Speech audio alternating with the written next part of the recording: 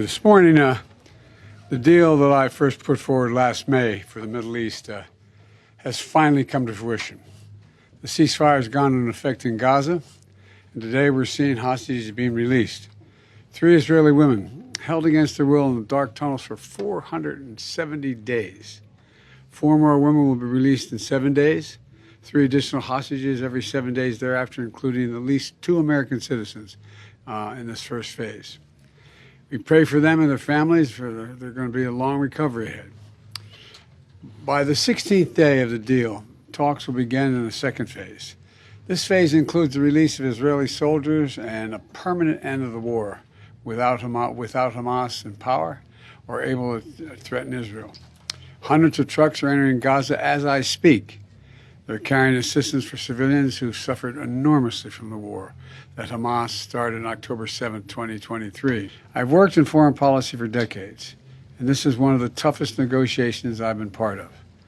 Many of you who followed these negotiations will attest that the road to this deal has been not easy at all, and a long road. But we've reached this point today because of the pressure Israel built on Hamas, backed by the United States. Some said my policy of a firm support for Israel was relentlessly pursuing diplomacy, risked drawing America into a wider war in the region. I listened to those voices, many of whom I respected a great deal, but I concluded abandoning the course I was on would not have led us to the ceasefire we're seeing today. But instead, it would have risked a wider war in the region that so many feared. Now the region has been fundamentally transformed. Hamas's longtime leader, Sinwar, is dead. Hamas sponsors in the Middle East have been badly weakened by Israel, backed by the United States. Hezbollah, one of Hamas's biggest backers, was significantly weakened on the battlefield, and its leadership was destroyed.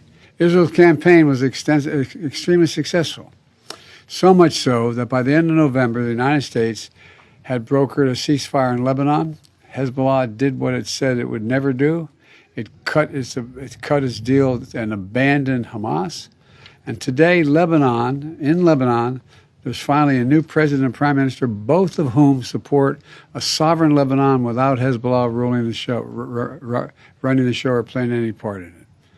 The Assad regime next door in Syria is gone, removing Iran's ready access to Lebanon. Iran is in the weakest position in decades, after the U.S. military helped defend Israel from Iranian missiles and supported Israel's military response inside Iran. You know, we've had many difficult days since Hamas began this terrible war. We've encountered roadblocks and setbacks, but we haven't given up. And a special thanks to my team, particularly Brett McGurk, who many of you know. Today's ceasefire in Gaza and the release of hostages is a result of a principled and effective policy that we presided over for months. And we got here without a wider war in the Middle East than many predicted. And now it falls on the next administration to help implement this deal. I was pleased to have our team speak as one voice in the final days. It was both necessary and effective and unprecedented. We're mindful that the pursuit of a lasting peace, while never easy or quick, must always be our calling.